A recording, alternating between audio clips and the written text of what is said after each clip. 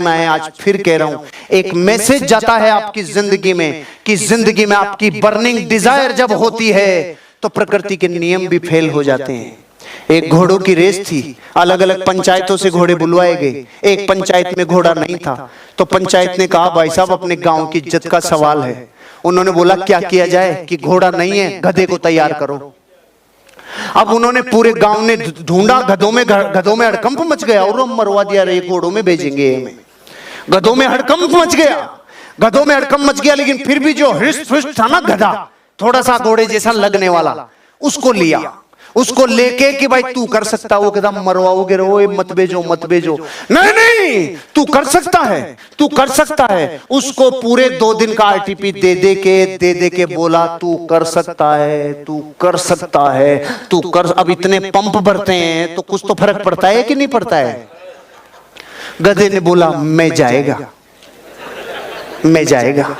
गांव की इज्जत के लिए मैं जाएगा, रेस में जाएगा, पंचायत की इज्जत के लिए पूरा लुट जाएगा, लेकिन मैं जाएगा। ओके, सरपंच तैयार, सारी टीम तैयार, और गधे को लाके खड़ा कर दिया रेसिंग की लाइन पे, और गधा बिल्कुल रेडी। लेफ्ट में देखा घोड़े, अरे बारे मर गए रे, राइट में मर गए रे, बारे कांपने लग गए पांव। अब गधा वहां तो ठीक था, लेकिन घोड़ों में पहुंचने के बाद तो फर्क पड़ता है ना, कांप रहा है, टांगे कांप रही है, और विसिल बजने वाली है। और विसिल बजने के 5 सेकंड पहले वो हुआ जिसने प्रकृति के नियम ही बदल दिए।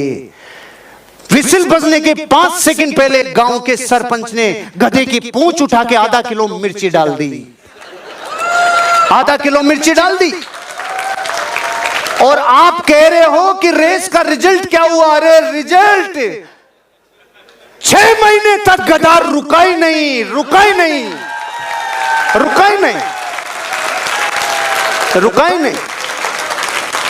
5-6 रेस और हो गई 6 महीने में, वो रुका ही नहीं। क्यों? जिसके आग लग रही होती है ना, आग, वो नहीं रुक सकता। एक गधा भी घोड़ों को हरा सकता है जब डिजायर अपनी तड़प पे होती है। इस कहानी का मैसेज ये है, अगर जिंदगी में आप भी कुछ कर गुजरना चाहते हो, अपनी डिजायर को थोड़ा होले अब थोड़ा सा आंच देना चालू करो।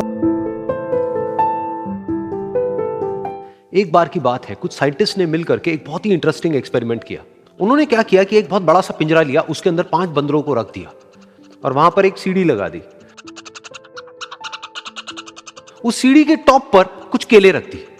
फिर उन साइंटिस्ट ने क्या किया कि जैसे ही कोई भी बंदर उस सीढ़ी पर चढ़ता केलों तक पहुंचने के लिए, तो ऊपर से ठंडे पानी की बारिश करने लग जाता।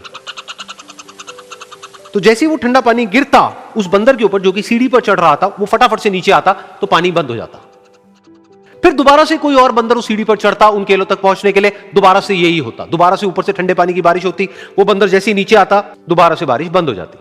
तो बंदरों ने इसका मतलब यह निकाला कि जैसे ही कोई भी सीढ़ी पर चढ़ता है तो ऊपर से ठंडा पानी गिरता है।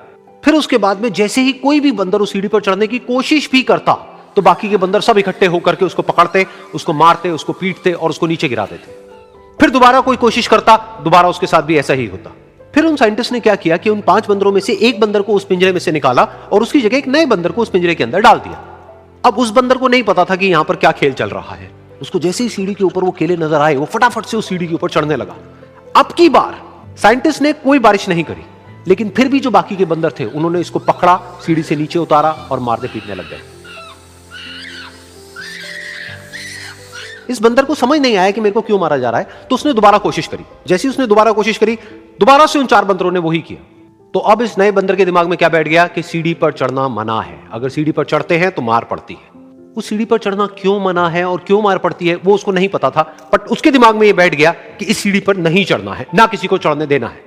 फिर दोबारा से उन साइंटिस्ट ने क्या किया कि जो पुराने 4 बंदर थे उसमें से एक बंदर को निकाला और एक नए बंदर को उसकी जगह पर डाल दिया।